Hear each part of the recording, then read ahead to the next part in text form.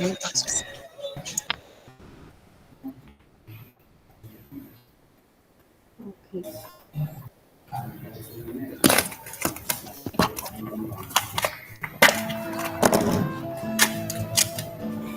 Gabriel García Márquez, maestro de la literatura latinoamericana. Gabriel García Márquez, nacido en Aracataca en 1927, fue un escritor, guionista y periodista colombiano. Su obra marcó la literatura latinoamericana y lo convirtió en uno de los escritores más importantes del siglo XX. Frases célebres de 100 años de soledad. La vida no es lo que uno vivió, sino lo que recuerda y cómo lo recuerda para contarlo. Esta frase refleja la naturaleza subjetiva de la memoria y la capacidad de la literatura para dar forma a la realidad. El amor es tan fugaz como la muerte. Esta frase es una metáfora de la naturaleza fugaz y efímera del amor. La soledad es el precio que se paga por la libertad. Esta frase explora el costo personal de la independencia y la búsqueda de la individualidad. El tiempo es una línea recta que empieza en el nacimiento y termina en la muerte, pero la vida es un río que fluye en todas las direcciones. Esta frase ilustra la complejidad del tiempo y la vida y cómo el pasado y el presente se entrelazan. Frases célebres de crónica de una muerte anunciada. El destino es una enfermedad que no se cura. Esta frase sugiere que el destino es inevitable y que no se puede escapar de él. El tiempo se encoge cuando uno espera y se expande cuando uno huye. Esta frase explora a la perfección subjetiva del tiempo y cómo la anticipación y el miedo pueden alterarla. La muerte es una fiesta en la que todos estamos invitados. Esta frase es una metáfora de la inevitabilidad de la muerte, pero también sugiere una aceptación serena. Frases célebres del amor en los tiempos del cólera. El amor no tiene edad, no conoce tiempo, no entiende razones, solo obedece su propio ritmo. Esta frase refleja la naturaleza incontrolable del amor y su capacidad para desafiar las normas y convenciones sociales. La vida es un viaje y el amor es la maleta. Esta metáfora compara la vida con un viaje y el amor con un elemento esencial que lo acompaña.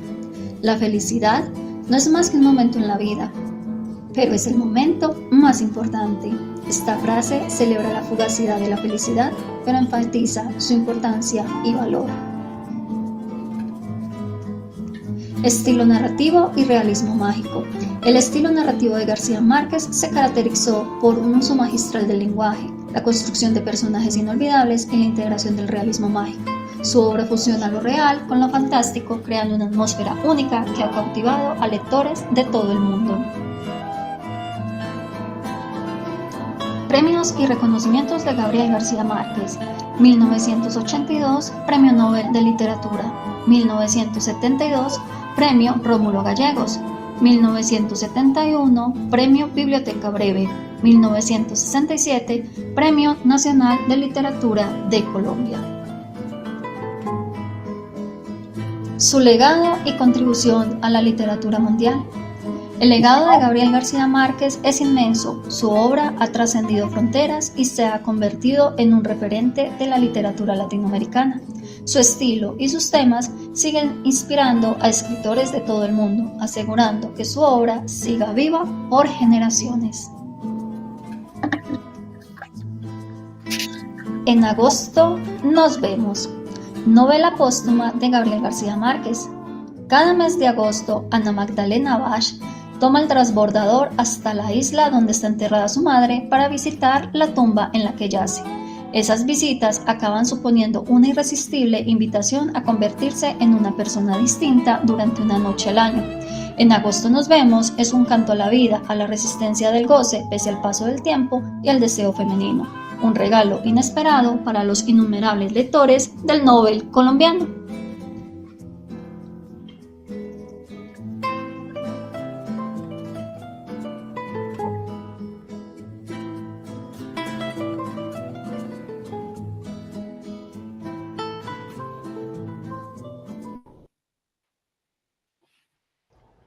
Bueno, ese fue nuestro preámbulo del Club de Lectura Leernos. Hoy les cuento que estamos cumpliendo 4 años de reunirnos mensualmente, los últimos miércoles inicialmente, ahora estamos los últimos jueves de cada mes, y tratamos de mezclar la literatura, el arte, el cine y diferentes expresiones artísticas acá en este espacio.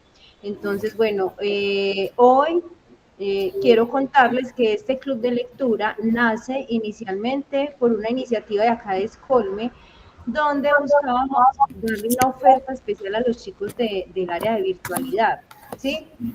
Pero resulta que después de eso llegó pandemia, es decir, este club nace antes de pandemia, unos mesecitos antes de pandemia.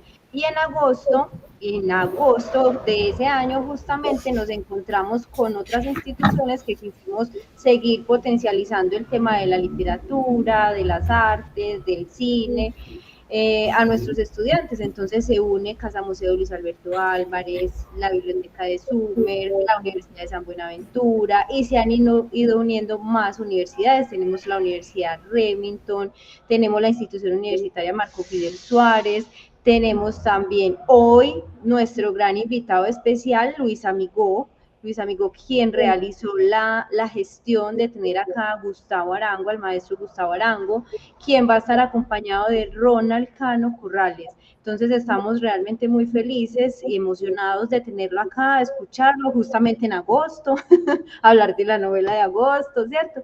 Entonces, bueno, quiero presentarlos para que le demos paso e iniciemos esta conversación tan interesante que les tenemos para ustedes el día de hoy.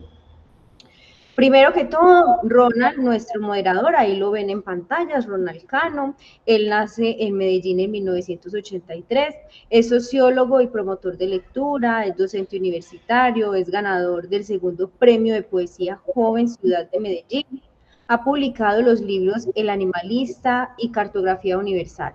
Ha participado en diferentes festivales en Colombia, Guatemala, México, Venezuela, El Salvador, Bolivia y Francia. Y en la actualidad estudia una maestría en Educación y Desarrollo Humano en CINDE, Universidad de Manizales. Entonces, él va a ser nuestro moderador, Ronald Cano, bienvenido. Ahorita te vamos a escuchar abiertamente conversando entonces con el maestro Gustavo Arango. Y ahora paso entonces a contarles quién es Gustavo Arango. Pues yo les voy a contar que está por acá en un blog que él tiene, que les vamos a compartir a través del chat. Él es profesor de Español y Literatura Latinoamericana de la Universidad del Estado de Nueva York. Fue editor del suplemento literario del diario El Universal de Cartagena de Indias. Recibió el Premio Nacional de Periodismo Simón Bolívar, Colombia, 1992. El Premio Internacional Marcio Veloso Maggiolo, no sé si lo pronuncio, me disculpa, de Nueva York, 2002, por La risa del muerto. A la mejor novela en español escrita en los Estados Unidos. El Premio Bicentenario de Novela 2010 en México, por El origen del mundo, México 2010, Colombia 2011. El Internacional Latin Blue Awards 2015 a la mejor novela histórica en español por Santa María del Diablo. Fue finalista del Premio Herralde de Novela 2007 por El origen del mundo y 2014 por Morir en Sri Lanka. En octubre de 2013 fue el autor homenajeado por la New York Hispanic Latino Book Fair en el marco del mes de la herencia hispana. En narrativa ha publicado también las novelas, escuchen bien para que anoten, para que puedan leerlas a futuro. Criatura perdida en el año 2000, El país de los árboles locos 2005, Improntus en la isla 2009, Resplandor 2016, La mujer biblioteca 2021, ese me interesa, La ciudad de los crepúsculos y los libros de cuentos Bajas Pasiones 1990. Su última palabra fue Silencio en 1993, Unos cuantos tigres azules 2008 y La brújula del deseo 2014. Y así tiene también otras publicaciones que se las vamos a compartir a través del chat. Entonces, Ronald, muchísimas gracias y muchísimas gracias a la Universidad Luis Amigó por permitirnos este espacio, a Gustavo Arango pues por aceptar esta invitación que le hacemos y no, acá vinimos a conversar, los chicos ya están conectados, es un espacio, una pausa literaria que queremos hacer el día de hoy. Entonces, bienvenidos.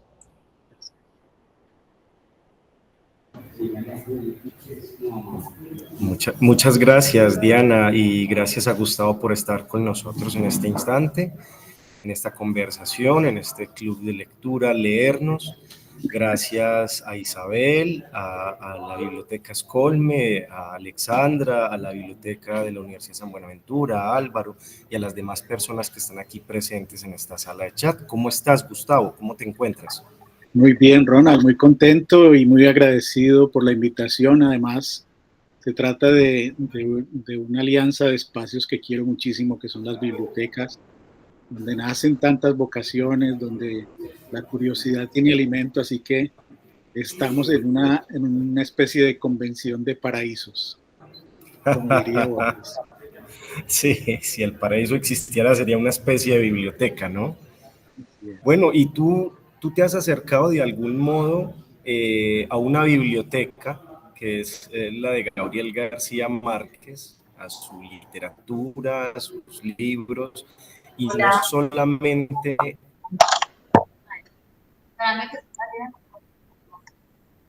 a esto tan importante, sino también a su vida misma?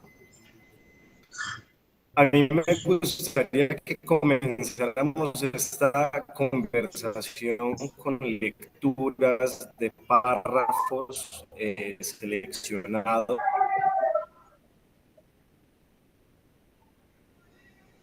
He elegido algunos párrafos y con unos momentos exactos de intervención del público que tenemos aquí, de nuestros queridos y queridas lectores. Pero antes quisiera que conversáramos un poco, Gustavo, sobre cómo ha sido, de qué modo se dio ese acercamiento a la obra y a la vida de Gabriel García Márquez, para que comencemos entonces esta conversación. Muy bien, gracias, Ronald. Creo que hay unos micrófonos abiertos. Sí, y a Ronald se le está entrecortando un poquitico la llamada. No sé si de pronto sí escuchamos bien lo que él nos estaba contando. Sí, perdón, veo Matilde. Veo Matilde. Matilde tiene el micrófono abierto. Ah, y ok. Ronald, sí. Podría entonces, pero que, se entrecortó porque hay micrófono Ronald, abierto. Ronald, dos cositas. Te recomiendo que quites la cámara entonces para mejorar la transmisión, y Matilde que cierre el micrófono. Muchas gracias.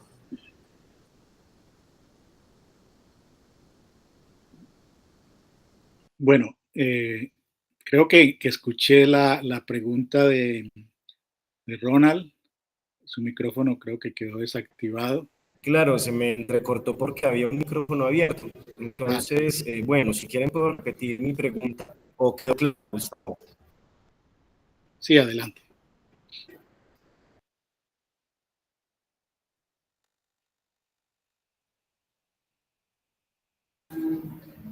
Hola, ¿me escuchan? Sí. Sí, señor. No, yo creo que tengo bien la comunicación, solo que se me cortó ahorita porque había un micrófono abierto. Bueno, yo creo que alcanzaron a escuchar mi pregunta, ¿cierto? Si quieren puedo volver a repetirla. Bueno, yo la escuché y creo que ya con la respuesta se puede inferir para quienes no la escucharon. Se trata del acercamiento, de cómo me acerqué a la obra de García Márquez y a su biblioteca. Y pues quisiera empezar por señalar algo no, que es muy obvio, pero que vale la pena puntualizar, y es que estamos reunidos para hablar de García Márquez y para mirar su obra desde una perspectiva que no es muy vieja, es una perspectiva nueva, y es la del García Márquez póstumo. Muchos de nosotros tuvimos la fortuna de vivir, de ser contemporáneos del García Márquez vivo, de leer su obra y en algunos casos de conocerlo personalmente. Pero estamos entrando ya en una nueva época donde nuevos lectores se acercan a la vida y a la obra de García Márquez, un poco con ese peso tan grande que significa la palabra clásico, que a veces se le asigna a ciertos autores y a ciertas obras. Entonces, pues un poco la función que cumplimos acá es la de quitarle esa solemnidad y ese polvo que a veces parece recubrir la palabra clásico, y tratar de señalar la frescura, la vigencia de esa obra en nuestro tiempo y para nuevos lectores que están apenas descubriéndolo.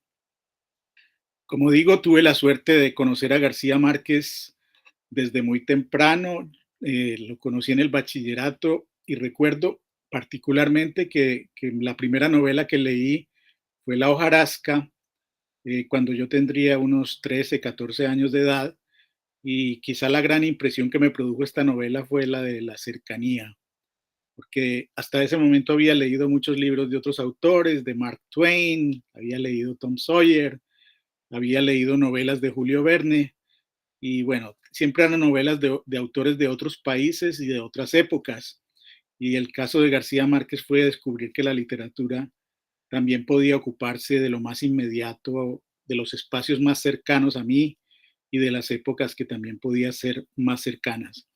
Y recuerdo, para mí fue una gran sorpresa tener noticia de un escritor en el periódico. Generalmente los escritores estaban en los libros y en los estantes, pero cuando salió El otoño del patriarca en 1975 hubo un gran revuelo. García Márquez fue de esos autores que alcanzaron una notoriedad desaforada, pocos lo han alcanzado, y me entró mucha curiosidad por leer esa novela que la habían prestado o la habían adquirido en la biblioteca de donde yo estudiaba, que era la Universidad Pontificia Bolivariana, en la biblioteca de bachillerato. Traté de leer El otoño del patriarca y no pude, era demasiado denso. Solo recuerdo las vacas comiéndose las cortinas en la primera página.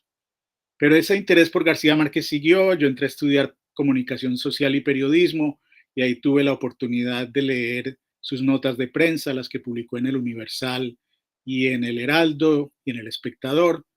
Y a partir de allí nació un poco incierta, un poco sin mucha determinación, la fantasía más bien de que quería trabajar algún día en el Universal de Cartagena. Pero ese sueño se cumplió y en 1990 llegué a trabajar al Universal de Cartagena, el mismo periódico donde García Márquez empezó su carrera como periodista.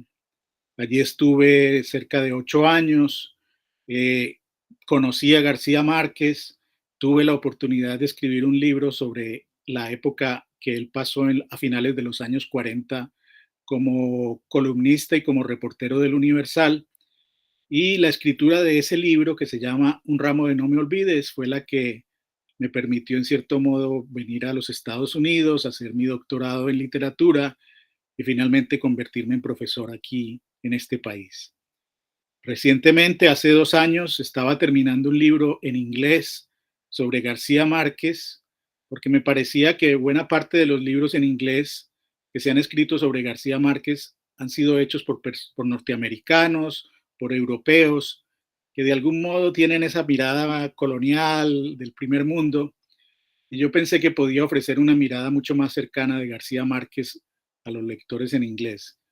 Estaba terminando ese libro cuando tomé la decisión de visitar la Universidad de Texas, el Harry Ransom Center, que es donde reposan los manuscritos y muchos documentos personales de García Márquez. La Universidad de Texas compró esos materiales a la familia de García Márquez poco después de su muerte, y allí fue donde tuve la oportunidad de leer la novela En agosto nos vemos, que hasta ese momento la familia había decidido que no se publicaría. Leí la novela, me gustó, me pareció que estaba completa, que solo faltaban unos pequeños detalles de edición, y a raíz de eso publiqué un artículo en México en julio del 2022, y ese artículo tuvo revuelo, llegó a la familia de García Márquez, decidieron desempolvar la novela, sacarla del archivo, leerla, considerar si la publicaban, y bueno, ya a principios de este año la novela fue presentada en el mundo entero. Entonces, he sido un seguidor de la obra de García Márquez por muchos años, he escrito un par de libros sobre él, y lo más reciente ha sido participar, ser un poco el que metió la cucharada para que la novela En agosto nos vemos pudiera ser conocida por muchos lectores.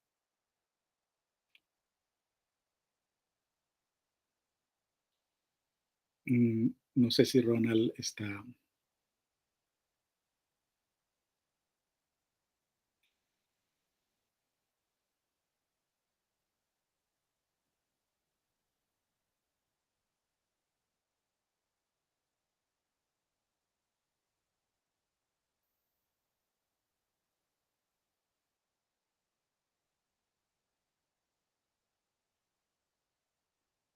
No sé si la conexión de Ronald está funcionando bien, o la mía.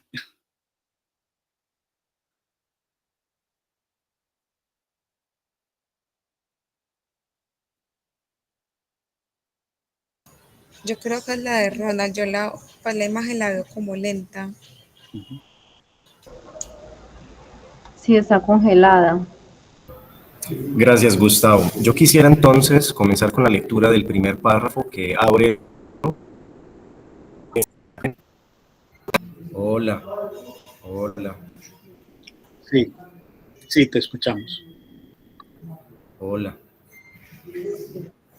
Ronald, te ¿Me escuchamos. Si ven? ¿Ya quieres, me ven? la recomendación, la recomendación Bueno, que yo nos por lo hace que Álvaro creo, es para que te ayude en la fluidez, que apagues la cámara. Dice pues Álvaro como recomendación y creo que puede funcionar mejor el micrófono. muy bien. ¿Me escuchan bien en este instante? Sí, Sí, Perfecto. Yo quisiera entonces comenzar con la lectura del primer párrafo de En agosto nos vemos. Tengamos en cuenta que en el arte de la escritura siempre es muy importante comenzar un libro con un buen párrafo. Es algo que demuestra de algún modo la maestría del escritor o la escritora, y Gabriel García Márquez lo sabía muy bien, ¿cierto? Así que comenzaré leyendo ese primer párrafo. Volvió a la isla el viernes 16 de agosto en el transbordador de las 3 de la tarde. Llevaba pantalones vaqueros, camisa de cuadros escoceses, zapatos sencillos de tacón bajo y sin medias, una sombrilla de raso, su bolso de mano y con único equipaje un maletín de playa. En la fila de taxis del muelle fue directo a un modelo viejo carcomido por el salitre.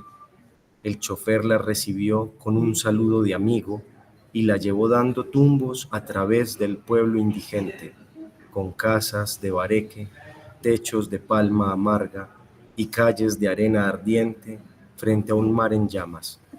Tuvo que hacer cabriolas para sortear los cerdos impávidos y a los niños desnudos que lo burlaban, compases de torero. Al final del pueblo, se enfiló por una avenida de palmeras reales, donde estaban las playas y los hoteles de turismo, entre el mar abierto y una laguna interior poblada de garzas azules. Por fin se detuvo en el hotel más viejo y desmerecido. Bueno, este es el primer párrafo. Y me gustaría hacerle una pregunta a Gustavo, ya para darle un espacio al público que nos acompaña esta tarde. Y es, ¿me escuchan bien? sí. De las obras que tú tienes en tu conocimiento, porque sé que las has estudiado y las has leído de manera juiciosa y profunda, tú logras identificar unas etapas en la escritura de Gabriel García Márquez, teniendo en cuenta que este es su último libro y que parte de la crítica que ha recibido es que en ocasiones no se parece al escritor que venimos reconociendo desde la hojarasca, ¿cierto? Sí, sin duda podemos identificar varias épocas y varios intereses temáticos de García Márquez. Podemos empezar con los cuentos juveniles que realmente se reunieron en el libro en los años 70, pero fueron escritos en los años 40 y principios de los 50. Allí está, por ejemplo, La tercera resignación, que fue el cuento que escribió y publicó en El Espectador cuando tenía solo 20 años, que se lo publicó Salamea en el suplemento del Espectador. Y esos primeros cuentos de García Márquez tienen una influencia de Kafka, tienen una gran obsesión por la muerte y tienen unos experimentos psicológicos que García Márquez abandonó muy pronto.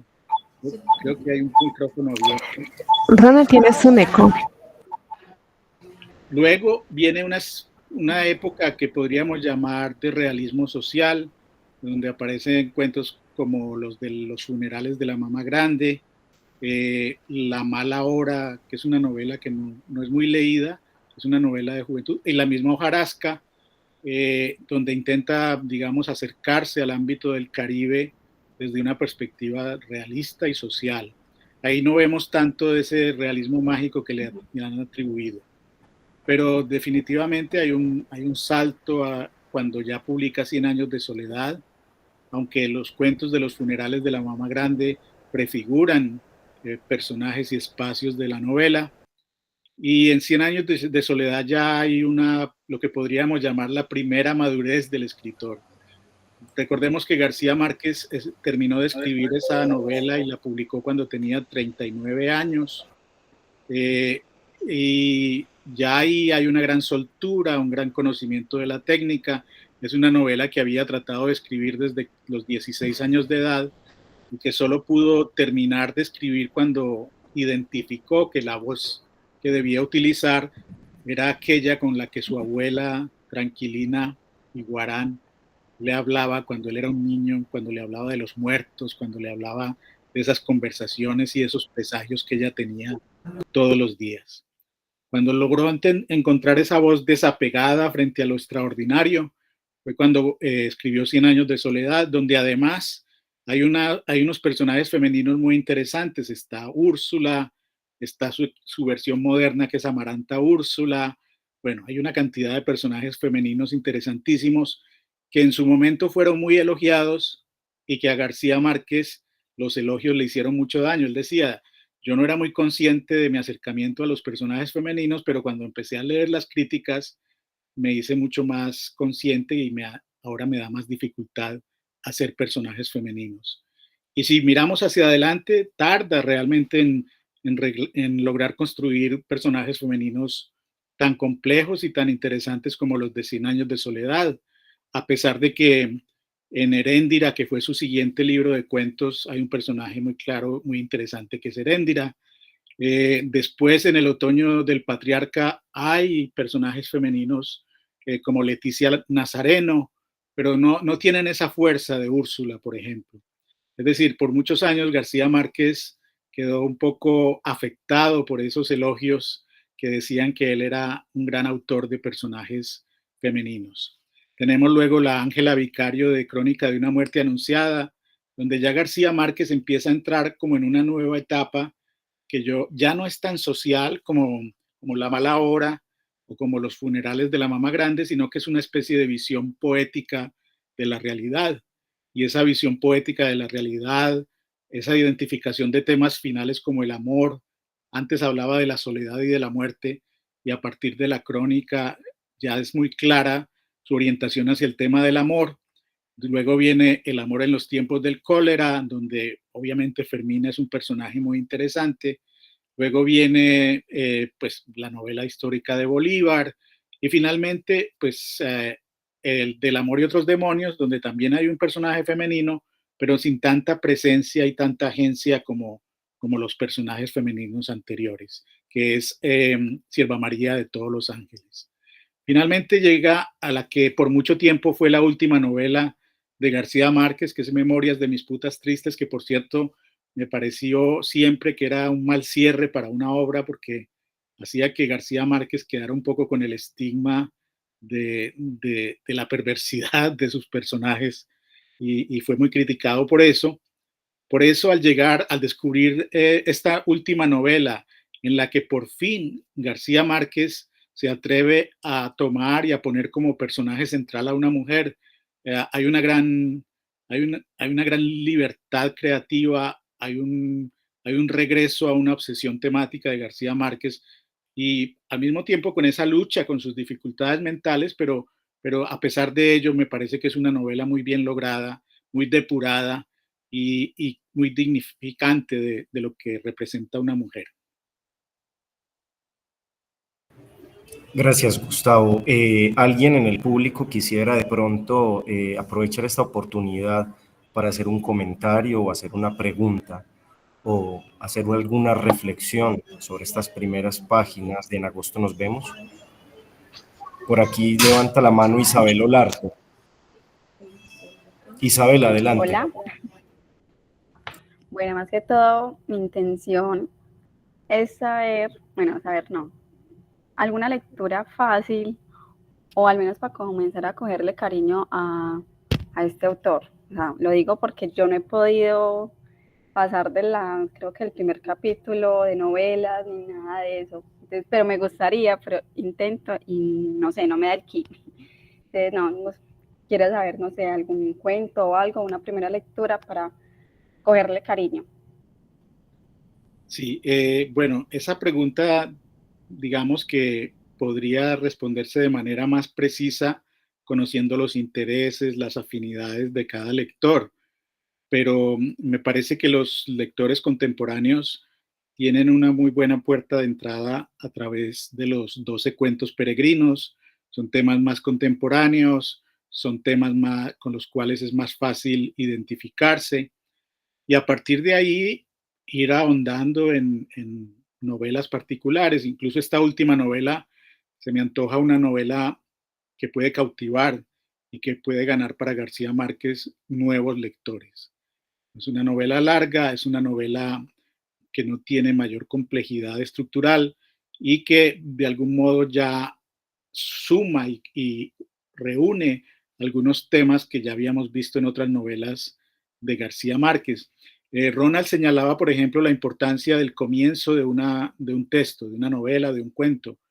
Y recuerdo, a propósito de los privilegios que he tenido en la vida, tuve la oportunidad de participar en un taller de narración periodística con García Márquez que duró 3 días en Barranquilla, donde habló de su oficio como periodista, pero también de su oficio como escritor, nos dio algunos secretos de ese oficio y siempre para él fue muy importante el comienzo y el final de un texto.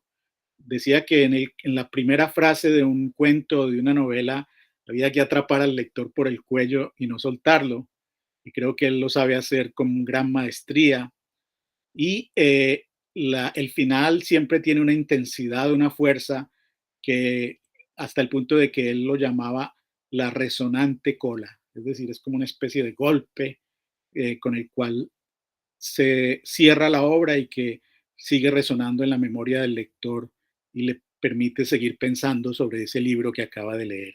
Entonces, 12 cuentos peregrinos, esta novela En agosto nos vemos, puedes irte también a Crónica de una muerte anunciada, son novelas manejables, son novelas que le permiten al lector detenerse en los detalles, observar las sutilezas de la construcción y a medida que se avanza, pues adentrarse en las más difíciles. Por ejemplo, Cien años de soledad puede ser difícil por los nombres que se repiten, por la complejidad, tiene muchísimos personajes y quizá la más compleja de todas, ya, que sería como nuestra lectura final de graduación, es El otoño del patriarca, que ya requiere una lectura mucho más atenta, pero cuando se llega a ese punto se disfruta muchísimo. Gustavo, ahora que lo mencionas, el inicio y los finales, sin ánimo de adelantarme mucho, pero el final de este libro póstumo me parece que tiene un truco, ¿sí? Tiene un truco muy interesante. Yo creo que más adelante podemos hablar de él.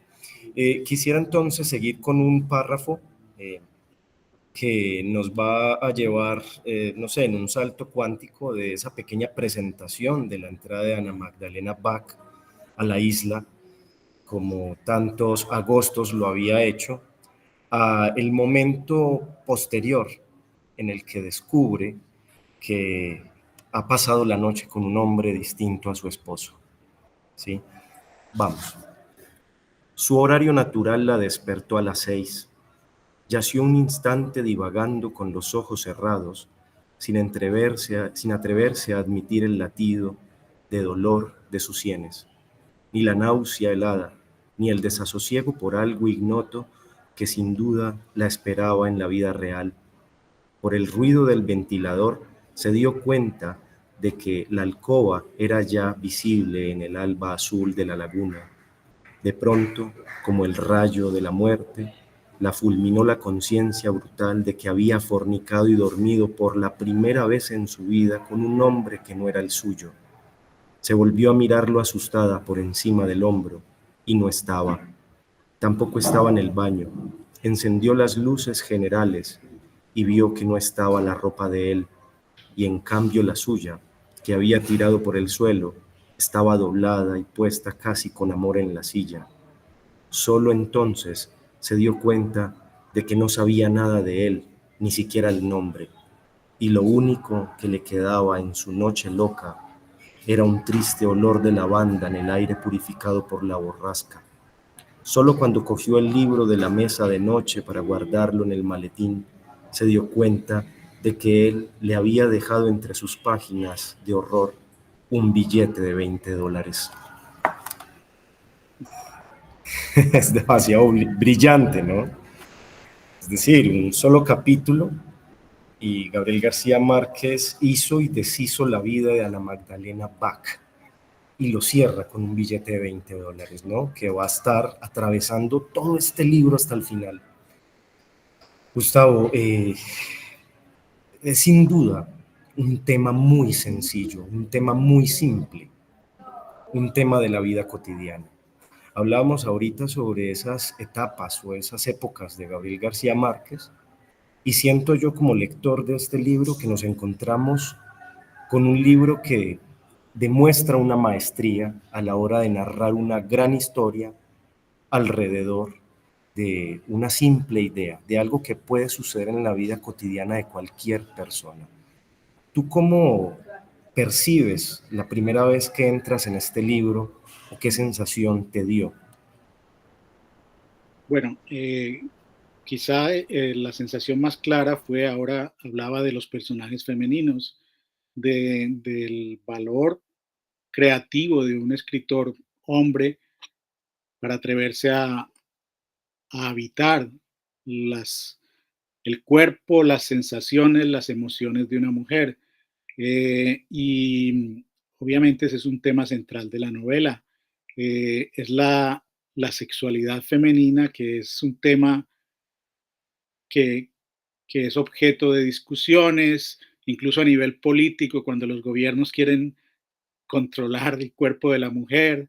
A nivel de relaciones humanas, el deseo femenino es siempre inspirador de temor. Hay un intento en las sociedades machistas y patriarcales de ponerle diques y límites a ese deseo. Entonces es explorar una fuerza que quizás es inabarcable a partir de las herramientas de la creación literaria. Pero también entonces viene el tema de la culpa. La culpa es otra forma de control asimilado en la conciencia. Es lo que los psicoanalistas llaman el superyo. Es la introyección de ciertos patrones, valores, normas que carga la mujer y que es el control desde la conciencia de sus instintos, de sus deseos. Entonces, el tema de la culpa, por ejemplo, también me recuerda a un autor que García Márquez quería mucho, que es Edgar Allan Poe, quien reflexionó mucho sobre el tema de la culpa en cuentos como El corazón delator o, o El impulso de la perversidad, que son cuentecitos muy cortos donde la gente se siente tan culpable que casi se ve obligada a confesar su falta. Entonces la batalla en este caso de una mujer con esa sociedad, con esas normas que le han introyectado y que son las que generan en ella el sentimiento de culpa. Desde una perspectiva artística de un autor con una gran maestría, por ejemplo, ahora que tú leías eh, el pasaje en el cual ella encuentra ese billete de 20 que no se lo esperaba, ella pensó que aquel encuentro había sido de simple atracción mutua, y al encontrar el billete obviamente cambia completamente el significado de ese encuentro. Pero mira cómo está bien ubicada la palabra horror ahí, porque Drácula sí es un libro de horror, pero también es horror lo que ella siente cuando encuentra ese billete. Entonces ese tipo de detalles, esa filigrana del adjetivo en el lugar perfecto, es algo que consigue alguien que llevaba muchísimos años, toda una vida, buscando la frase justa, la palabra precisa, sugerente, llena de significados y de posibilidades. Ahí la palabra horror está muy bien situada. Y bueno, eso es lo que vemos en García Márquez, un hombre, un orfebre, una persona que se pasó toda su vida construyendo frases y que incluso cuando tenía sus facultades muy limitadas, era virtuoso en su arte de hacer frases. Es más, encontramos en la edición, en esta primera edición, un facsímil también de las correcciones que elaboró de la mano con su secretaria personal, y vemos cómo en el tejido del texto tiene correcciones en palabras que cambian para poder ser más profundas o más apropiadas en el sentido del texto como tal. A mí también ese horror me parece demasiado bien puesto, ¿no? De hecho, el tema de poner a Drácula ahí, a ese hombre medieval, ¿cierto? Que chupa la vida de las personas, de su leva para poder sobrevivir él, nos deja también en un ambiente de misterio con este personaje del cual ella jamás logra saber ni siquiera cómo se llamaba, ¿cierto? Y que se convierte en una especie de fantasma durante todo el libro que le persigue la conciencia y que se va transformando en uno y en el otro. Y al final pues termina dando una medida que no todos logran ocupar, ¿cierto? Es la búsqueda del hombre perfecto, tal vez del primer hombre, de ese primer amor desinteresado, aunque aquí este billete de $20 nos pone a pensar muchas cosas más. De pronto, Gustavo, pensando en las lecturas que haya tenido de pronto Gabriel García Márquez de Baudelaire, donde en el Spleen de París, pues él habla del amor bien retribuido, que es el mejor amor del mundo, ¿no? El gato editores tiene la mano levantada hace un ratico. Ah, ok, vamos a darle la palabra al gato editores. Se nos va a cansar el gato. Buenas tardes. Buenas tardes. Yo tardes. estaba entablando una conversación esta mañana precisamente sobre la figura femenina en la vida y en la obra de García Márquez. Y me hacía la pregunta, la voy a lanzar para ver si alguien me ayuda, si alguien sabe. ¿Hay algún algún estudio sobre la obra de García Márquez que vincule estrictamente o que sea el eje central la oralidad como fuente?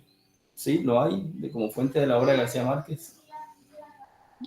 Bueno, hay muchos estudios sobre no solamente la oralidad, sino la cultura popular en la obra de García Márquez. De hecho, no es por hacer la cuña, este es el libro del que les hablaba ahora, está en inglés, pero precisamente uno de los enfoques que le quise dar al libro es la fuerza, la poderosa influencia de la cultura popular más que de los libros. Porque claro, hablamos de García Márquez como lector de Las Mil y Una Noches, de Gargantúa y Pantagruel, de Kafka y de aquello, pero resulta que su primer contacto con el lenguaje no fue a través de los libros, fue a través de las historias de su abuela y de las historias que escuchaba cuando era niño en Aracataca. Es decir, la oralidad es fundamental, y no solo eso, hay una imagen que es recurrente en García Márquez, que es la de los juglares vallenatos que iban de pueblo en pueblo cantando historias, porque realmente no cantaban historias, sino cantaban no cantaban canciones, sino historias, eran como el periódico de la época. Y esos juglares tienen su origen en los juglares medievales europeos, y es todo oralidad. Es decir, realmente la base del estilo, de la visión del mundo de García Márquez, más que de los libros, le viene justamente de la oralidad. En este momento no recuerdo títulos precisos, podría revisar un poco la bibliografía, pero sí, evidentemente hay estudios que señalan la importancia de la oralidad en la obra de García Márquez. Es que evidentemente no me queda, sí, se me hace muy evidente de que es así, no conozco, porque yo, a diferencia de Isabel, odio a García Márquez, pero he leído casi todo lo que ha escrito. Odio entre comillas, no. Con el tiempo he ido entendiendo la maestría de su obra. Y a mí se me figura que la oralidad puede ser asimilada con la feminidad. Y de eso también debe haber, porque sobre eso hablamos esta mañana. Claro, se dice que el lenguaje se adquiere a través de la madre. Es sin duda. Bueno, gracias. No, con gusto. Gracias. Muchas gracias, Gato Editores. Eh, Evidentemente, ¿no? La oralidad aquí tiene un lugar muy interesante y sobre todo en el ritmo de la voz de Gabriel García Márquez. Logras sentirlo, ¿no? Logras sentir su voz cuando lo lees. Ahí está. Quisiera continuar con otro párrafo que es bastante importante dentro del libro y que nos va a llevar a esa relación de mujer a mujer, la relación que tiene Ana Magdalena Bach con su hija Micaela, ¿cierto? Y cómo a través de esta relación, de algún modo, si nos fuéramos a un análisis, a un psicoanálisis, pues veríamos que hay de algún modo una transferencia de su culpabilidad, ¿cierto?, a la figura de su hija. De hecho, nos pone también de frente al mismo lugar que ocupa Ana Magdalena Bach en la memoria de una madre que yace en el cementerio de la isla que visita cada 16 de agosto. Dice: Domenico Amaris comprendía las causas de la hija, pero no desautorizaba a la esposa por lealtad, y como siempre en esos casos, se quedaba en el limbo. Menos mal que Micaela condescendió por varios meses a no trasnochar, sino los fines de semana. Comió a menudo en familia, habló por teléfono hasta 3 horas diarias y se encerraba en el cuarto después de la cena con películas de televisión cuyos gritos y explosiones convirtieron la casa en una larga noche de espanto. Para mayor desconcierto de los padres, en las conversaciones de sobremesa daba muestras de una información activa y un criterio maduro sobre la actualidad cultural. Más aún, por una casualidad afortunada, la madre se enteró de que los telefonemas inagotables no eran con el novio de jazz, sino con una catequista oficial de las Carmelitas Descalzas, y lo celebró como el mal menor. Así estaban las cosas una noche en que Ana Magdalena soltó en la cena el temor de que la hija regresara encinta de sus fines de semana, y Micaela quiso tranquilizarla con la buena noticia de que un médico amigo le había implantado desde los 15 años un dispositivo infranqueable. La madre, que nunca se había atrevido a superar la audacia de los preservativos ilustrados, le gritó fuera de sí y directo al corazón: puta. Es decir, en este párrafo ya Gabriel García Márquez comienza a sumergirnos también, no solo en digamos, en la vida cotidiana de una familia, sino también en los nudos gordianos que se van dando a causa de un orden que se rompe, ¿cierto? Por las mismas acciones de Ana Magdalena Bach. Se altera el orden porque ella de algún modo ha experimentado con otra realidad y todo comienza a ser diferente, ¿no? Y bueno, la vida en familia aquí es, si bien importante para darle esos matices, también es importante para conocer digamos, los sucesos mentales que están en el ambiente del personaje principal, de Ana Magdalena Bach. Bueno, ¿cómo lo ves hasta ahora? ¿Cómo ves esta relación, Gustavo? Bueno, he pensado que la relación madre-hija es un tema del cual hemos conocido más en la medida en que hay más escritoras que se conocen. Es decir, todos sabemos que la literatura por mucho tiempo fue un arte predominantemente masculino y eso determinó que ciertas áreas de las relaciones humanas no fueran muy bien exploradas. Y uno de los temas que ha traído la literatura femenina es justamente ese, la relación madre-hija. Es interesante que lo haga García Márquez porque quizá lo que hay en esta novela, y algunos críticos como Dazo Saldívar lo han señalado, es el despliegue que García Márquez hace de su lado femenino. Eh, Vivimos en sociedades como demasiado marcadas en que o es masculino o es femenino, pero digamos que nuestro tiempo reconoce que hay masculinidad y feminidad en todos nosotros. Y un escritor que se desdobla en personajes, indudablemente adquiere la libertad para desplegar sus lados femeninos de manera mucho más suelta, de manera mucho más creativa. Y siempre, cuando leí esa novela, la sensación que tuve también fue que García Márquez estaba entablando un diálogo con su madre, con quien tuvo una relación muy estrecha. De hecho, al principio era una mujer un poco estricta, era la mediadora entre García Márquez y el padre, con quien las relaciones no siempre fueron buenas. Pero con el tiempo, García Márquez dijo que su madre cada vez más se parecía a su abuela y cada vez más hablaba de las conversaciones con los muertos y de todas esas cosas. Y es una relación, fue una relación muy estrecha, donde estuviera en cualquier lugar del mundo, García Márquez la llamaba cada 8 días, le hacía el telefonema. Esa es otra de esas palabras que García Márquez rescata, una palabra un poco anacrónica que nos da una sensación de que el texto transcurre por fuera del tiempo. Y esa relación con la madre fue muy estrecha y toda la novela es en cierto modo una conversación con la madre muerta, porque la frase misma del título, en agosto nos vemos, es lo que Ana Magdalena le dice a su madre frente a la tumba, el próximo agosto nos vemos.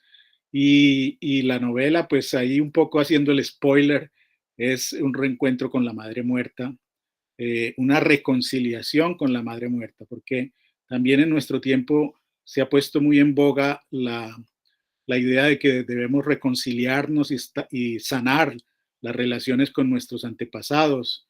Y eso es un poco lo que ocurre en esta novela, cuando Ana Magdalena tiene conflictos como el que señalabas en ese pasaje que leíste, donde ella misma está asumiendo el papel del patriarcado que censura a la mujer por ejercer su sexualidad, cuando ella misma ha cometido la infracción de la cual está acusando a la hija. Es ese tema de la culpa, ese tema del machismo que se perpetúa a través de las mujeres, está ahí presente, pero un tema profundo es ese tema de la relación y de la reconciliación con la madre, porque finalmente Ana Magdalena descubre algo del pasado de su madre y acepta ese pasado de su madre. Y al aceptar ese pasado se acepta también ella misma. Y eso que dices, Gustavo, es un momento muy, digamos, decisivo para la historia, ¿cierto?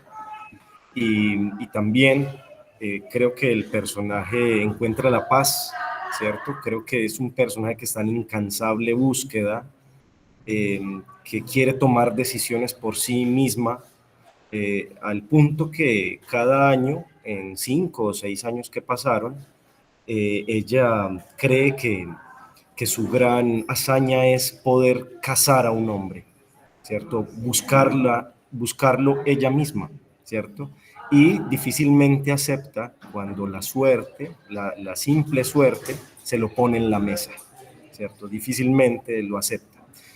¿Alguien en este momento quisiera levantar la mano? O Gustavo, ¿quisieras tú hacer una réplica?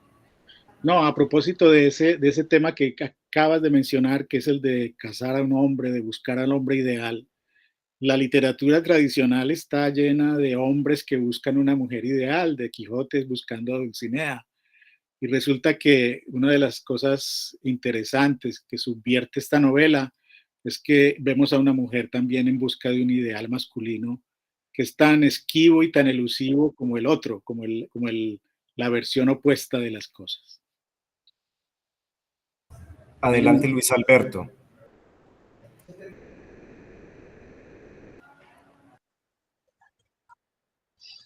Bueno, había una mano levantada. Soy Ángela María Chica de Casa Museo Luis Alberto Álvarez. Feliz de estar escuchando estos invitados, a Ronald, a Gustavo, mil gracias. Maravilloso encuentro. Quiero contarles que en Casa Museo Luis Alberto Álvarez tenemos una edición de 100 años de soledad y es como de las primeras ediciones, firmada por el maestro Gabriel García Márquez, y que llegó a nuestras manos por medio de uno de los padres, bueno, un sacerdote que es compañero nuestro en este proyecto de Casa Museo. Y a él se lo entregó la hermana Ligia, la hermana de Gabriel García Márquez, se lo regaló al padre Guillermo con dedicatoria, obviamente, de Gabriel García para su hermana. Entonces la conservamos como un tesoro en Casa Museo.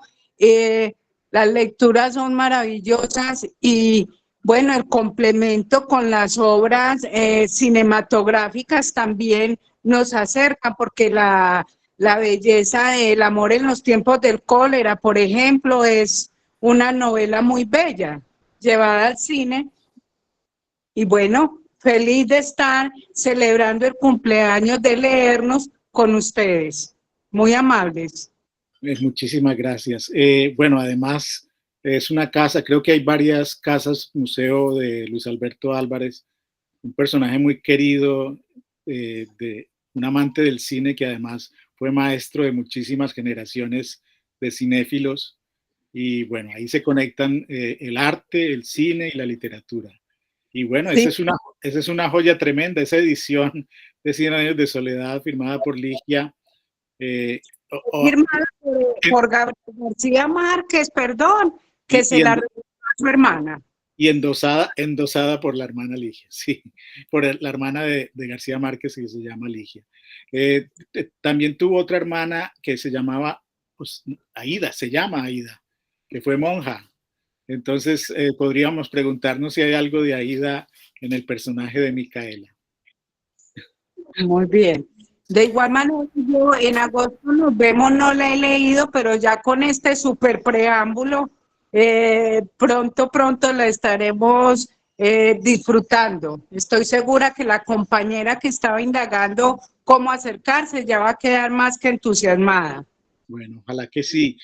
Yo solo quisiera, no sé si Ronald lo tenía previsto dentro del diálogo, y es que después de la publicación de la novela, que fue ahora en marzo pasado, con motivo del cumpleaños de García Márquez, obviamente surgieron los infaltables críticos, y realmente yo lo atribuyo a un complejo que se originó en la antigüedad, que es lo que llaman el complejo de Eróstrato.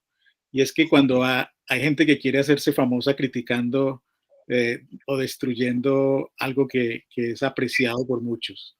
Eróstrato destruyó el templo de Diana para ser famoso.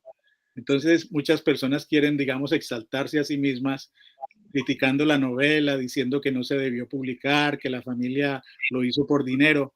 La sensación que yo tuve cuando la leí en manuscrito y la que tengo con lo que ha pasado es que era una novela que sus lectores merecían conocer. Maravilloso. Yo me atreví a invitar al programa de hoy a una amiga que tengo al lado que tiene 90 años y está encantada de saber que estamos tantos conectados en este momento. Pues ella es Molina de Aguilar y acá está tomando su algo y escuchando el programa. Un saludo muy especial entonces. Sí, es un privilegio que ella nos esté acompañando hoy en nuestra celebración. Bueno, muchísimas gracias y saludos. Gracias a ustedes. Sí, Ron. Bueno, muy bien, muchas gracias.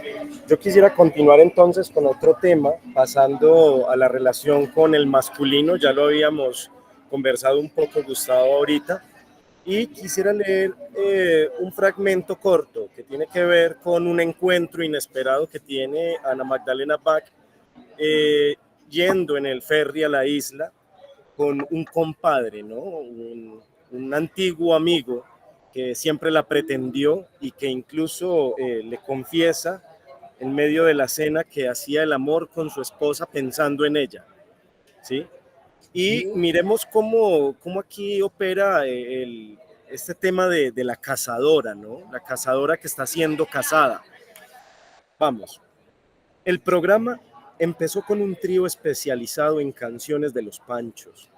Nadie les puso atención y Aquiles coronado menos que nadie. Se desahogó de una pasión que había crecido dentro de él desde la adolescencia, ya que solo era feliz porque pensaba en Ana Magdalena Bach cuando hacía el amor con su esposa en la oscuridad. Ella empezó a ganar tiempo para que él bebiera. Sabía que no era una buena copa, que un whisky detrás de otro lo arrastrarían sin remedio al precipicio, y dejó que se desbarrancara solo. Él sabía que ella no le haría nunca la caridad de complacerlo, pero le suplicaba un minuto en la cama, solo un minuto para besarla vestida. Sin saber en realidad qué decir, ella dijo: entre compadres es pecado mortal. Hablo en serio, dijo él, herido por la burla, y golpeó la mesa. Carajo.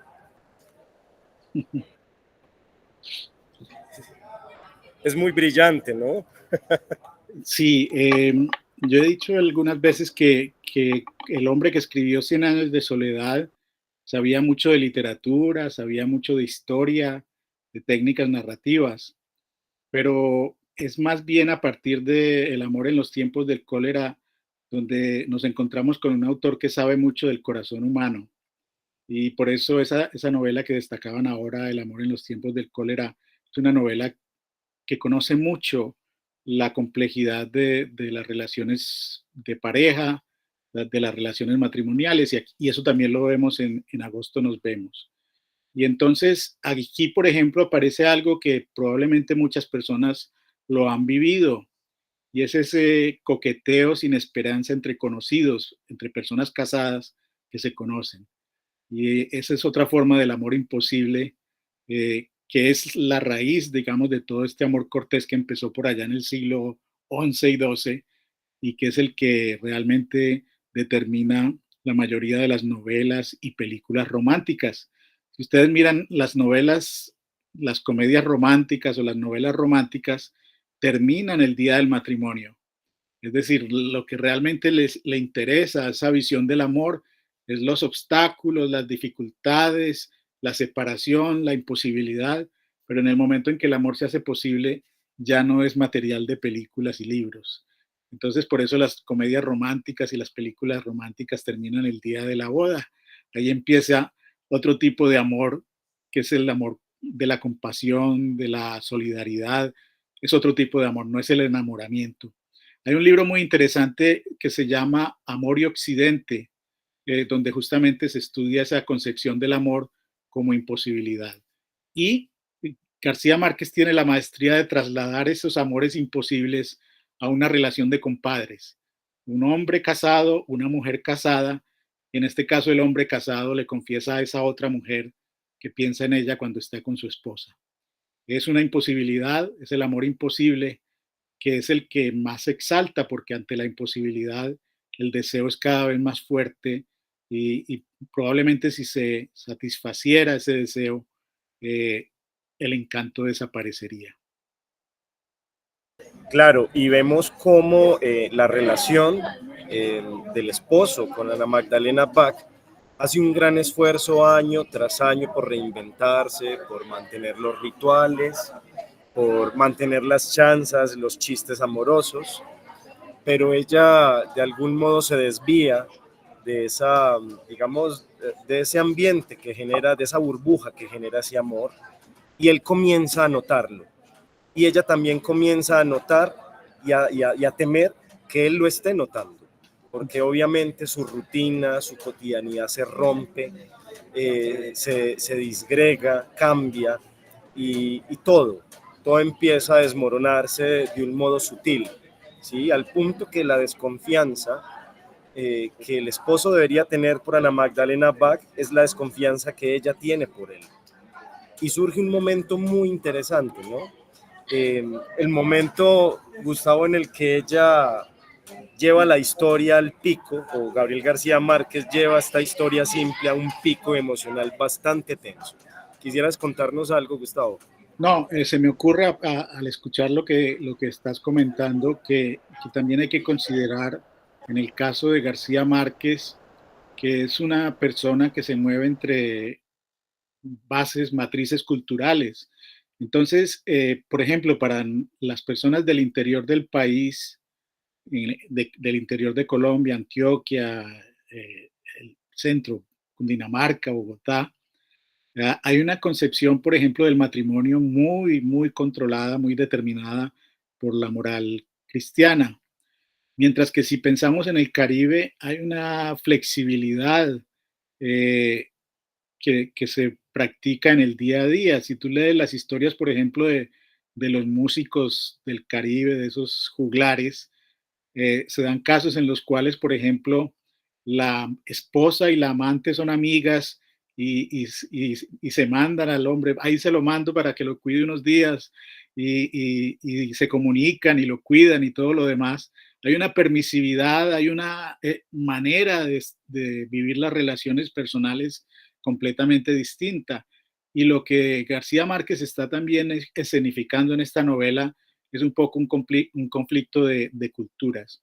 Yo no pienso que el matrimonio de Ana Magdalena, y se me olvida el nombre del esposo en este momento, se haya destruido, sino que ha alcanzado un nuevo nivel de comprensión, de flexibilidad, de entender, por ejemplo, que cada uno puede tener un espacio de fantasía, un espacio de libertad, sin que eso necesariamente constituya el fracaso de la relación de pareja. Domenico se llama, ¿no?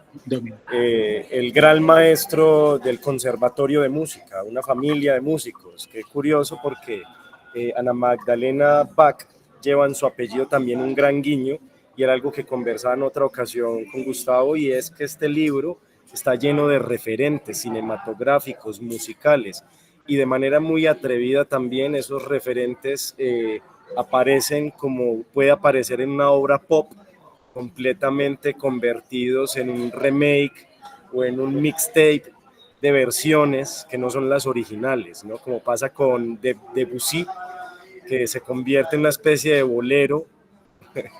El Claro de Luna de Debussy aparece aquí en el libro como una especie de bolero de salón, por ejemplo. Sí, la novela es como un catálogo de gustos de García Márquez a nivel literario. Ana Magdalena siempre está leyendo la Drácula, las crónicas marcianas de Ray Bradbury, está leyendo la antología de la literatura fantástica de Borges, Bioy Casares y Victoria o Silvina, no estoy seguro, Ocampo. Está leyendo El año de la peste, está leyendo una novela de Graham Greene. Entonces, como una especie de antología de libros que García Márquez quiere destacar. Y a nivel musical está la música clásica, a veces transformada en música caribeña, y como se lo mencionaba Ronald en estos días, la gran ausencia es el vallenato. Como García Márquez siempre fue etiquetado como heredero del vallenato. En algún momento dijo que 100 años de soledad era un vallenato de 400 páginas. Quizá quiso distanciarse un poco del vallenato y mostrar otras afinidades, otros gustos musicales, como la música clásica, como el bolero, y ese también es una antología que él hace, es como el playlist, la lista de sus favoritos a nivel de música y de lecturas, probablemente en el tiempo de la escritura de su novela. Sí, exacto, Gustavo. No se destruye el matrimonio, pero esa burbuja de algún modo va adquiriendo otras dimensiones muy interesantes. Para mí este párrafo es, digamos, uno de los más duros dentro de la novela, ¿no? Que es cuando ellos se disponen a dormir y ella olvida decirle buenas noches a él porque está imbuida en sus pensamientos, está pensando en la anterior visita a la isla y en la que sigue, en el hombre ideal que quisiera casar cuando tenga la oportunidad, y piensa también en los $20. Entonces están en la cama tratando de dormir, inician, ¿cierto?, su ritual para dormir, y ella lo increpa. Por una vez en tu vida, Domenico, dime la verdad. Él sabía que su nombre de pila en boca de ella era una señal de tormenta y la apresuró con una serenidad habitual. ¿Qué es? Ella no fue menos. ¿Cuántas veces me has sido infiel? ¿Infiel? Nunca, dijo él. Pero si lo que quieres es saber si me he acostado con alguien, hace años me advertiste que no lo quieres saber. Más aún, cuando se casaron, le había dicho que no le importaría si se acostaba con otra, a condición de que no fuera siempre la misma, o si era solo por una vez, pero a la hora de la verdad lo borró con el codo.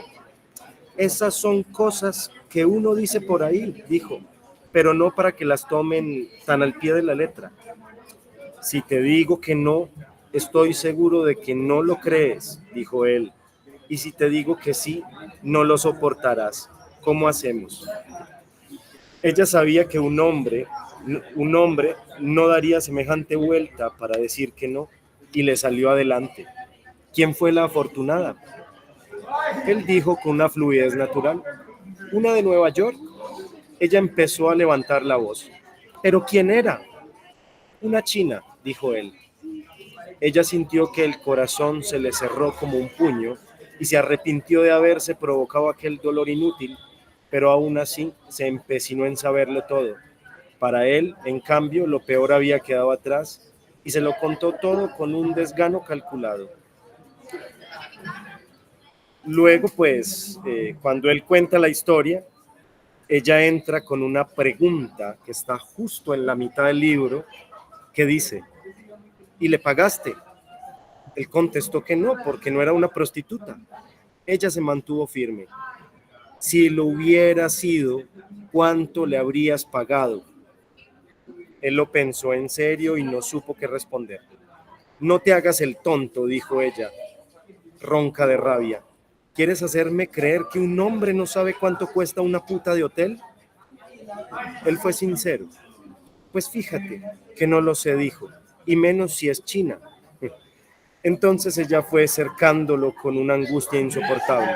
Bueno, si hubieras sido amable y buena contigo y hubieras querido dejarle un buen recuerdo, ¿cuánto le habrías puesto dentro de un libro? ¿Libro? Dijo él sorprendido. Las putas no leen. Concédeme algo, carajo, dijo ella, esforzándose por no perder los estribos.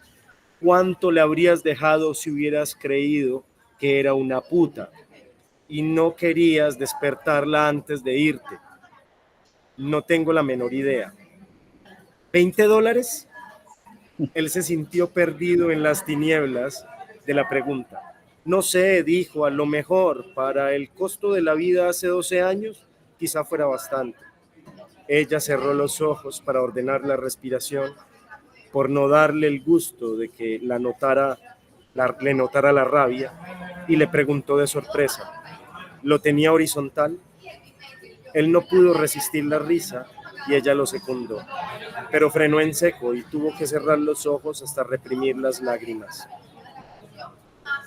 Entonces, aquí en este párrafo es algo maravilloso porque esto justo que decías, Gustavo, se pone en evidencia, y es que después de ese difícil momento, ellos ríen, ¿cierto? Ella ríe con un sinsabor y él ríe con la tranquilidad de haber soltado eso que cargaba por dentro por muchos años, ¿no?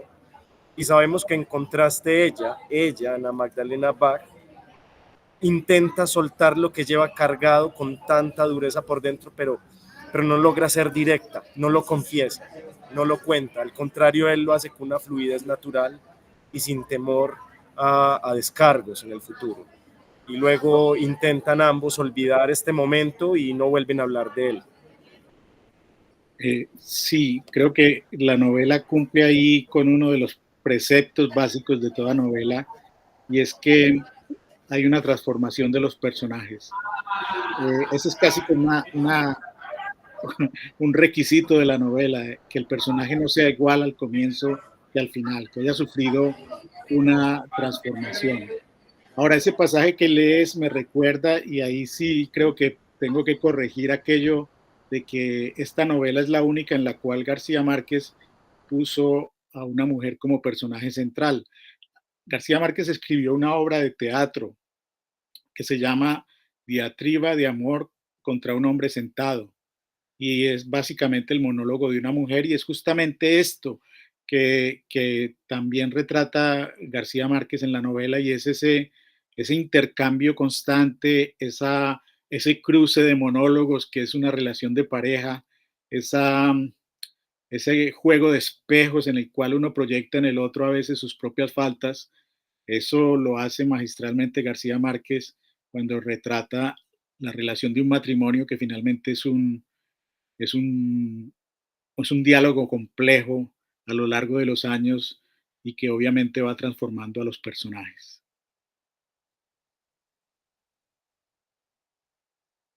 Qué bonito eso que dices sobre el diálogo de espejos, ¿no? El amor donde cada uno de los individuos de la pareja es el reflejo del otro. Muy bello eso. Bueno, ¿alguien quisiera de pronto hacer una réplica, hacer un comentario para ir terminando?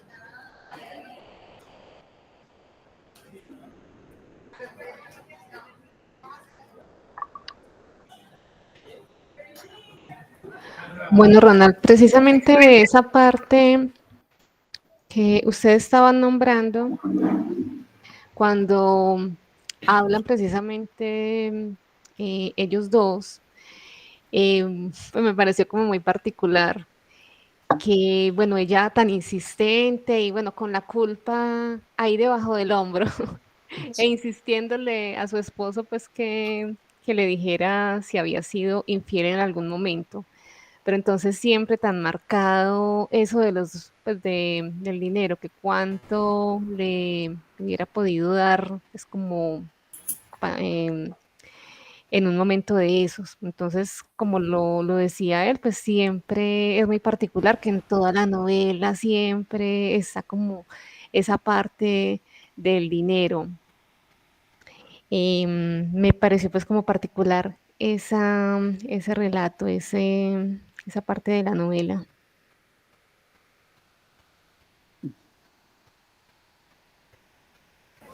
Gracias, Diana. ¿Alguien más quisiera aportar a esta conversación? Por aquí vi que Claudia creo que levantó la mano. Sí. Claudia Sala. Obrigado. Bueno, darle gracias al maestro. Tuve la oportunidad de conocerlo acá en Cartagena. Fue mi profesor en unos talleres y creo que parte de lo que escribo me lo formó él y le agradezco aquí hoy en público y que lo quiero mucho en la distancia.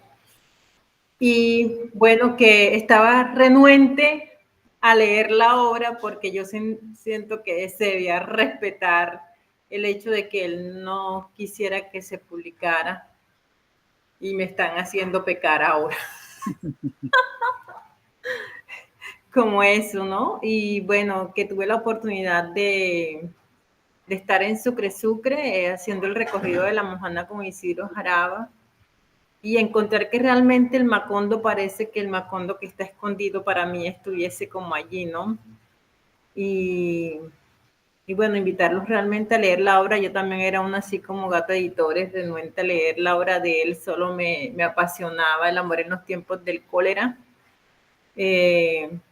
Porque siempre tuve miedo al cuento Ojos de perro azul y ya ahora grande fue que lo leí y lo entendí, ya entendí también por qué le tenía miedo, ¿no? En el fondo da miedo siendo uno niño y bien, yo soy del Magdalena también y veo que sí que en su obra está enmarcado mucho la oralidad.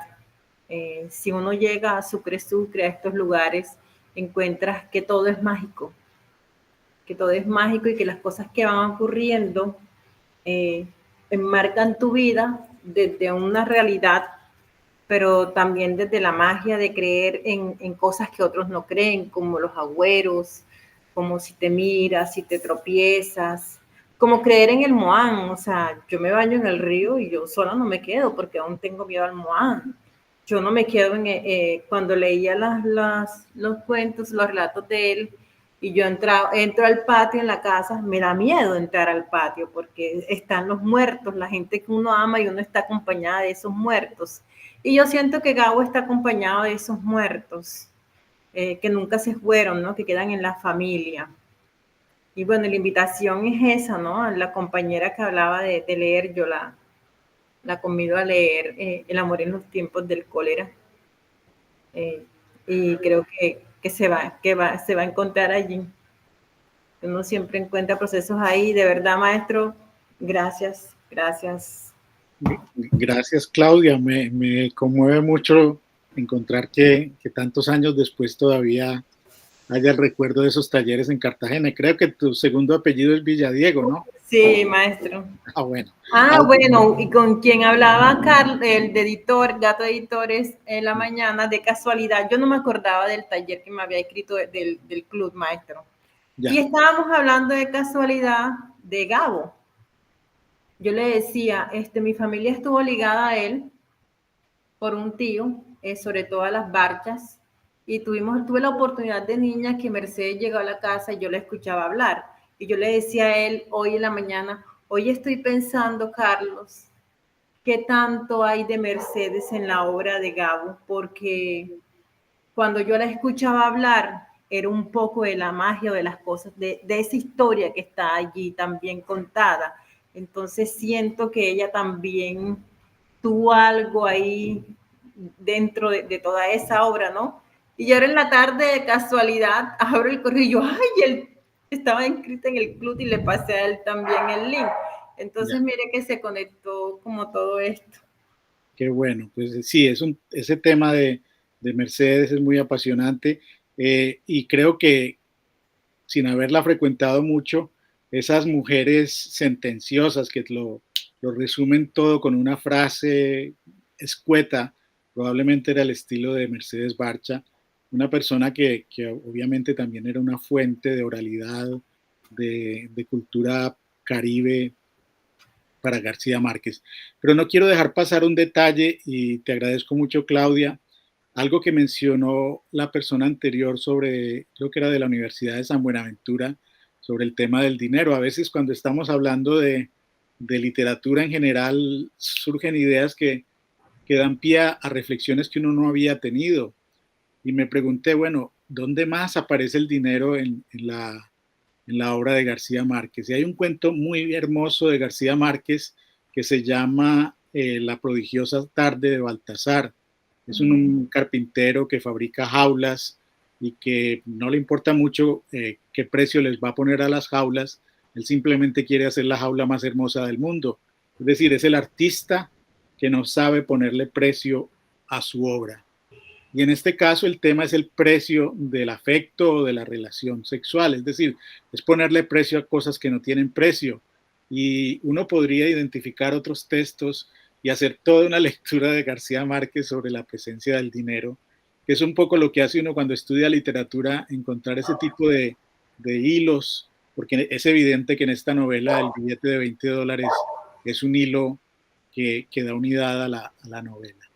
Así que eso es hablar de literatura, es encontrar puntos sobre los cuales no se había pensado o reencontrarnos con personas con quienes antes habíamos compartido la pasión por la literatura. Y bueno, veo que además de ser un encuentro de bibliotecas, también es un encuentro de regiones y eso me pone muy contento.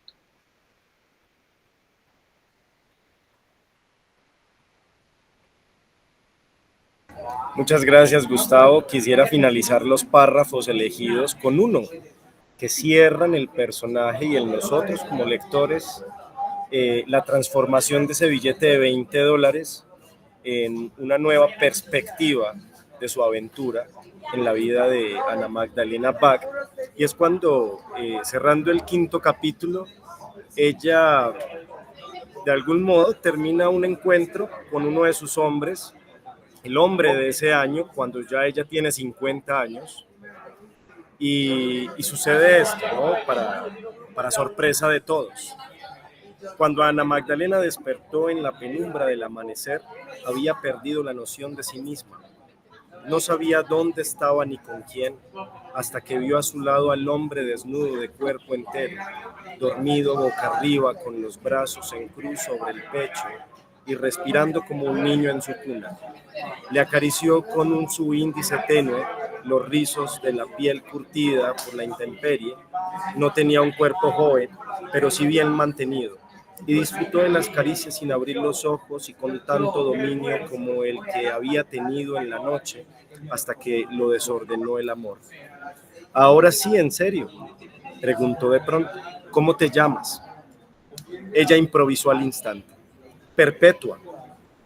Es una pobre santa que murió pisoteada por una vaca, dijo él de inmediato. Ella, sorprendida, le preguntó cómo lo sabía. Soy obispo, dijo él. Muy bien, es una gran sorpresa, ¿cierto? Porque vemos la pelea que tiene Ana Magdalena con la hija porque se va a enclaustrar en un convento. Cómo la religión de algún modo ha sido la que ha dominado y ha controlado también el cuerpo y la vida de las mujeres.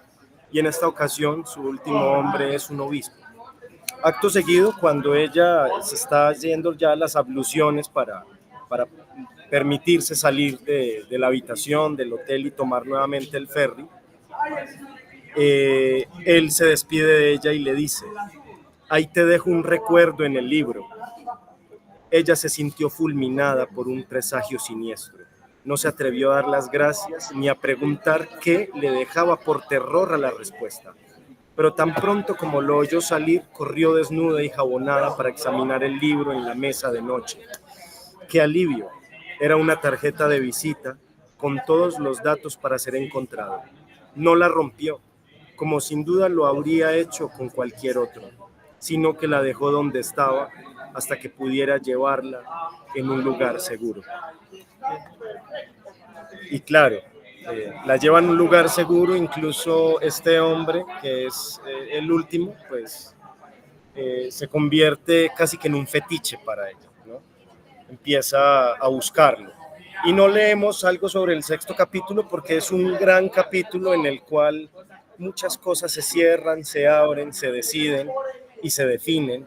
Y justamente ahí es donde está la magia. Haríamos mucho spoiler si nos atreviéramos a leer algo de ese sexto capítulo porque oración por oración nos va a ir develando cuál es el destino de estos personajes que evidentemente al finalizar ya están completamente transformados en otro.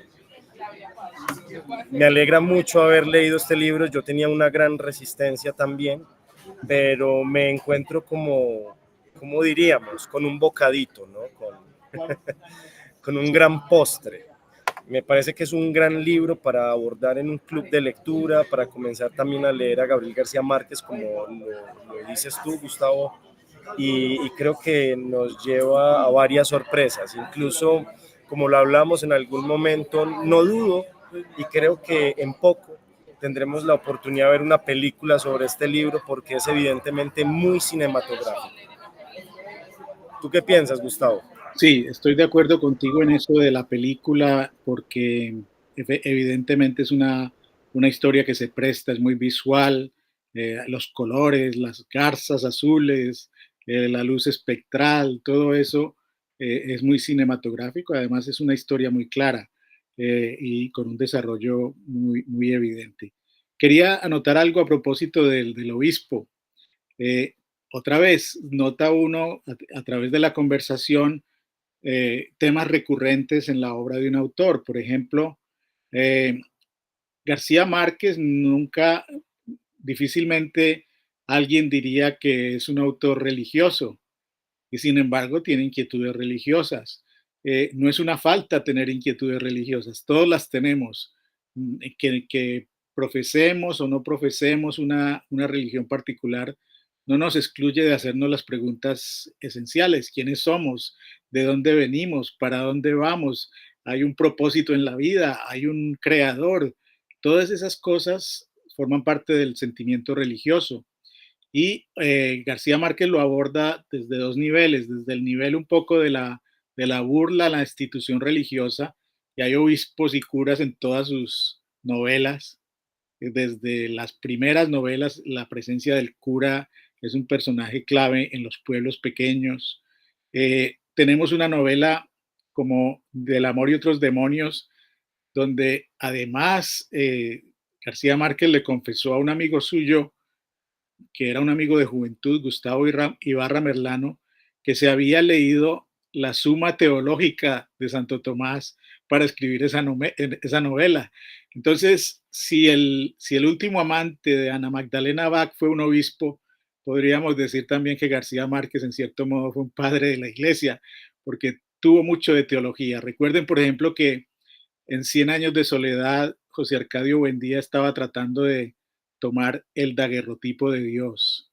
Es decir, hay una inquietud por ese origen, hay una inquietud religiosa y al mismo tiempo hay esa caricatura de lo religioso con el cura que toma chocolate y empieza a levitar, que se convierte casi en un artista de circo, o en este último obispo también que aparece, que no se sabe si es obispo o es una broma, pero por lo menos sabe la historia de esa santa a la que aplastó una vaca.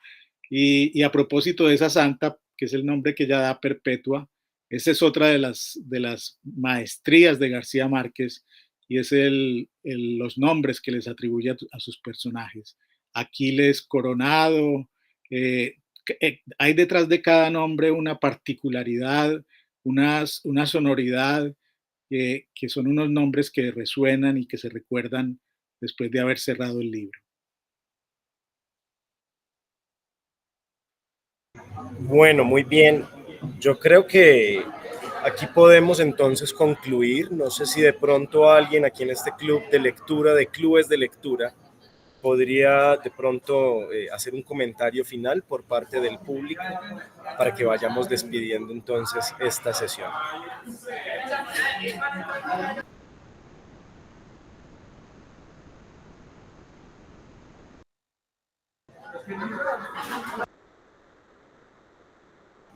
¿Quién quisiera intervenir? Hay unos comentarios en la sección de comentarios. Ok, vamos a leer los comentarios entonces.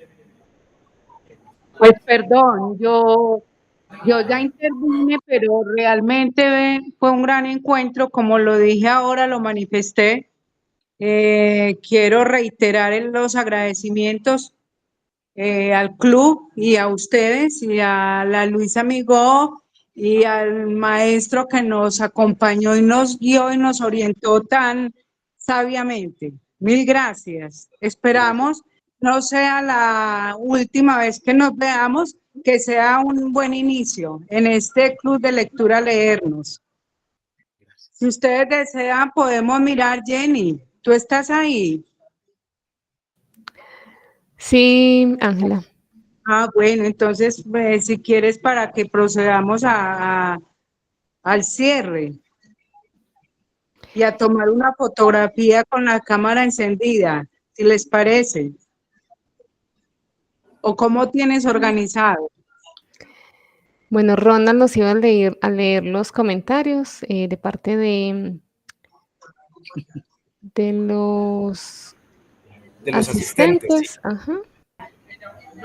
Y podemos finalizar entonces después de sus comentarios, que me parecen bastante valiosos. Por aquí Matilde Elena Zuluaga Rendón nos dice: gracias, qué encuentro más nutricio.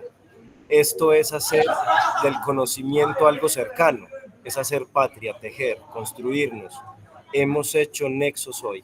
Muchas gracias, Mati. Además, debo agradecer a Mati, que fue quien me contactó para que hiciera parte también de la moderación de este club. Muchas gracias, Mati.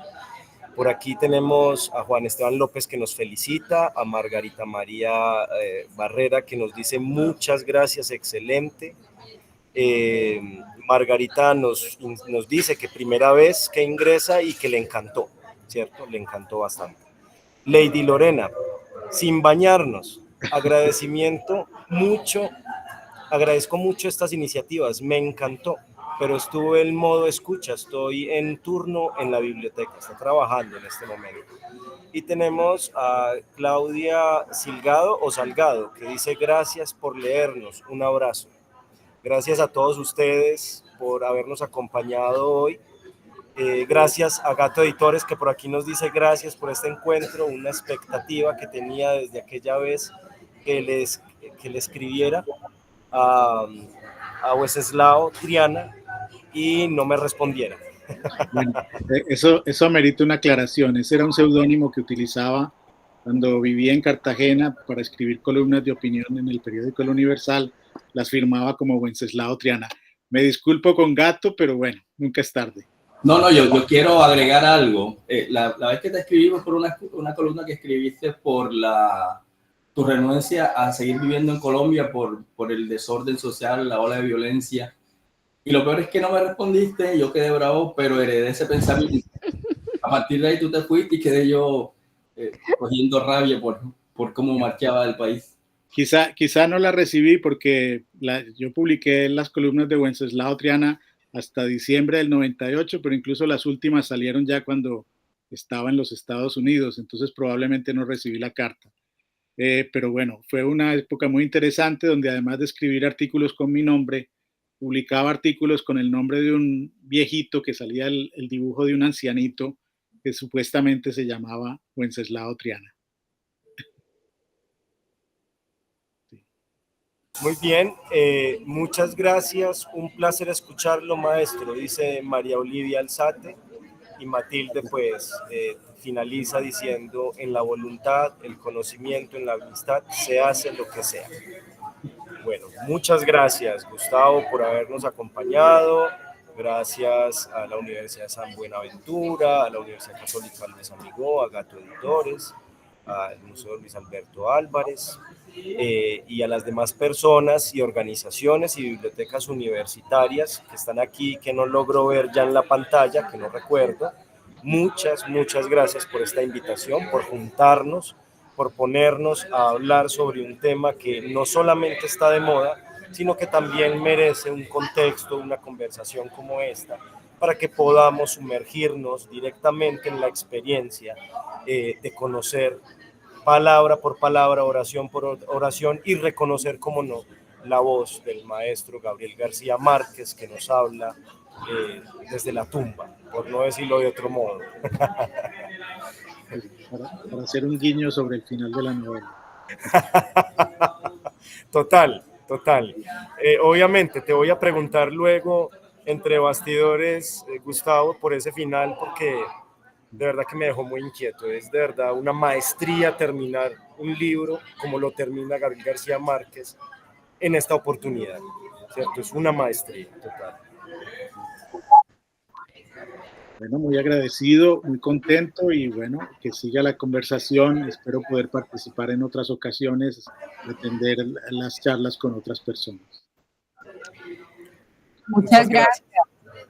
Al profe Gustavo Arango, a Ronald Cano, a nuestro jefe de biblioteca de la Universidad Católica, Luis Amigó, un agradecimiento muy especial en nombre del Club de Lectura y de todas las personas que hacemos parte y organizamos este encuentro, entre ellas ESUMER, ESCOLME, Universidad de San Buenaventura, Casa Museo Luis Alberto Álvarez, Institución Universitaria Americana, Institución Universitaria Marco Fidel Suárez, Uniremington, Unisabaneta. Agradecerles a todas las personas que nos acompañaron hasta este momento. Generalmente es 1 hora, pero nos extendimos y bueno, agradecida pues como con nuestros invitados por este espacio.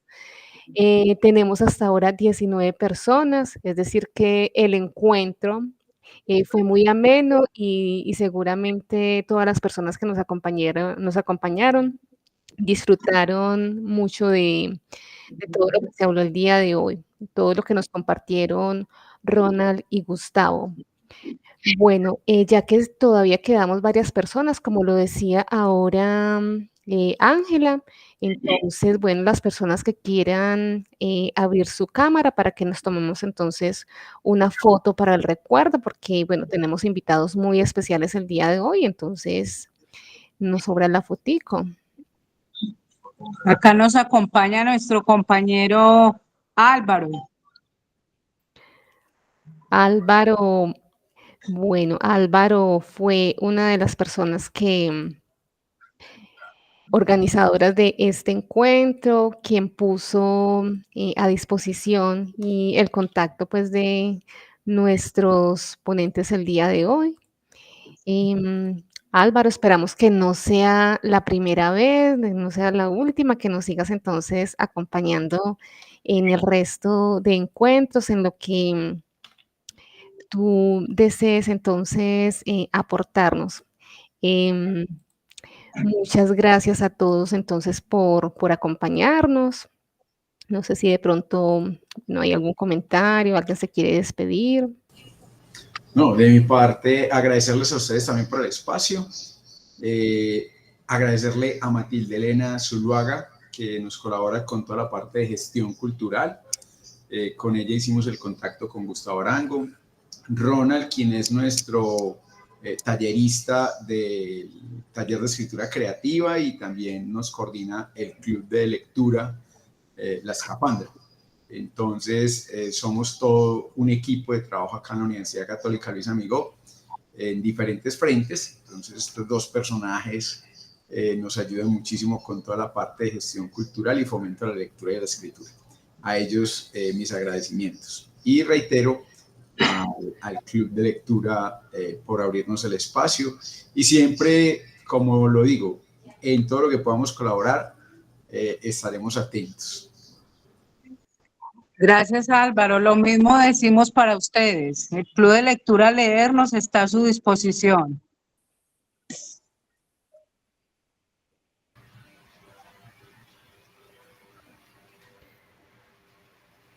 Bueno, muchas gracias a todos y bueno, nos veremos entonces en el próximo encuentro, el jueves 26 de septiembre a las 5 de la tarde y el tema será literatura fantástica.